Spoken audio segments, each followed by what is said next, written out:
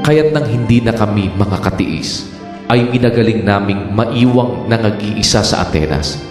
At aming sinugo si Timoteo, na aming kapatid at ministro ng Diyos sa Ebanghelyo ni Kristo, upang kayo'y kaniyang patibayin at aliwin tungkol sa inyong pananampalataya, upang ang sino may huwag mabagabag sa pamamagitan ng mga kapighatiang ito, sapagkat kayo rin ang nangakaalam na itinalaga kami sa bagay na ito.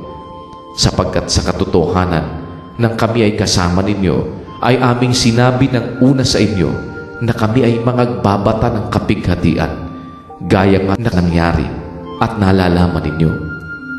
Dahil dito naman, nang hindi ko na matiis pa, ako'y nagsugo upang matalastas ko ang inyong pananampalataya.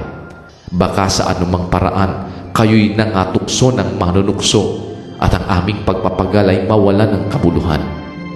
Datapwat ng si Timoteo ay dumating sa amin ngayon na buhat sa inyo at nagdala sa amin ng mabubuting balita tungkol sa inyong pananampalataya at pag-ibig, at laging kami inaalaalang mabuti ninyo, na ninanasang makita kami na gaya naman namin sa inyo.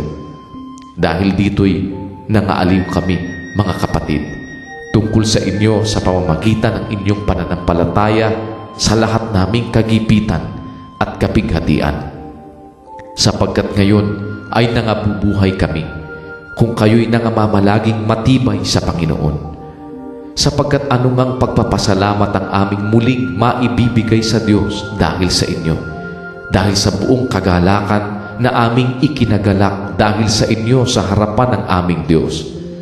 Gabit araw ay idinadalangin naming buong ningas na aming makita ang inyong mukha at aming malubos ang inyong pananampalataya.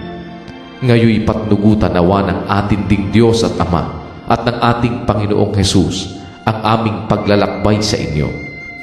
At kayo'y palaguin at pasaganain ng Panginoon sa pag-ibig sa isa't isa at sa lahat ng mga tao na gaya naman ng amin sa inyo, upang patibayin niya ang inyong mga puso na walang maipipintas sa kabanalan sa harapan ng ating Diyos at Ama sa pagparito ng ating Panginoong Hesus na kasama ang kaniyang lahat na mga banal.